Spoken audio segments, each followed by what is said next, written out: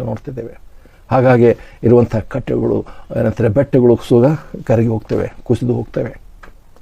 ಇದರ ಮಧ್ಯದಲ್ಲಿ ನಾವು ನೋಡ್ತೇವೆ ಏನಂತಾರೆ ಆ ಸಮಯದಲ್ಲಿ ಎಲ್ಲಿ ಬಂಡೆ ಇದೆಯೋ ಬಂಡೆ ಮೇಲೆ ನಾವು ನಿಂತ್ಕೊಂಡ್ರೆ ಹೌದು ನಾವು ಕೊಚ್ಚಿ ಹೋಗೋದಿಲ್ಲ.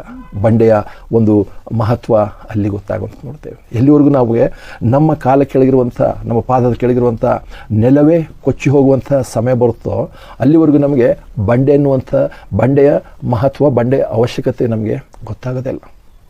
ಅನೇಕರಿಗೆ ಇಂಥ ಮಳೆಯಲ್ಲಿ ಪ್ರವಾಹದಲ್ಲಿ ಸಿಕ್ಕೊಂಡವರಿಗೆ ಗೊತ್ತಾಗಿರುತ್ತೆ. ಹೌದು, ಒಂದು ವೇಳೆ ನಮ್ಮ ಕಟ್ಟಡ ಬಂಡೆ ಮೇಲೆ ಕಟ್ಟಿದೆ, ಇನ್ನೂ ಚೆನ್ನಾಗಿ ಏನಂತಾರೆ ಗಟ್ಟಿರೋ ಸ್ಥಳದಲ್ಲಿ ಕಟ್ಟಿದರೆ ಮಳೆ ಬಂದರೆ ಹೊಡ್ಕೊಂಡು ಹೋಗ್ತಿರ್ಲಿಲ್ಲ, ಮಳೆಯಲ್ಲಿ ಕೊಚ್ಕೊಂಡು ಹೋಗ್ತಿಲ್ಲ ಅಂತ ಅನ್ಕೊಂಡಿರ್ಬೋದು.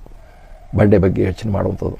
ಆದರೆ ನಾವು ಕೇವಲ ಏನಂತಾರೆ ಬಿಲ್ಡಿಂಗ್ ಅಥವಾ ಆಸ್ತಿ ಇವುಗಳೆಲ್ಲ ನಮ್ಮಷ್ಟಕ್ಕೆ ನಾವು ಬರುವಾಗ ನಮಗೆ ಕೂಡ ನಾವು ನೋಡ್ತೇವೆ ನಮ್ಮ ಪರಿಸ್ಥಿತಿ ಮಳೆಯಿಂದಾಗಲಿ ಕರೋನಾದಿಂದಾಗಲಿ ಬೇರೆ ಬೇರೆ ರೀತಿಯಿಂದಾಗಲಿ ನಮ್ಮ ಪರಿಸ್ಥಿತಿಯು ವೈಯಕ್ತಿಕವಾಗಿಯೂ ಕುಟುಂಬವಾಗಿಯೂ ಒಂದು ರೀತಿ ಕೊಚ್ಚಿ ಹೋಗುವಂಥದ್ರಲ್ಲೇ ಇದ್ದೇವೆ. ಆದರೆ ನಾವು ಒಂದು ವೇಳೆ ಬಂಡೆಯಲ್ಲಿ ನಿಲ್ಲದ ಹೊರತು ನಾವು ಕೂಡ ಏನಂತಾರೆ ಪ್ರವಾಹಕ್ಕೆ ಕೊಚ್ಚಿಕೊಂಡು ಹೋಗುವಂಥವರಾಗಿದ್ದೇವೆ. ಆ ಸಮಯದಲ್ಲಿ ನಮಗೆ ಬಂಡೆಯ ನೆನಪು ಬರುವಂಥ ನೋಡ್ತೇವೆ, ಬಂಡೆಯ ಅವಶ್ಯಕತೆ.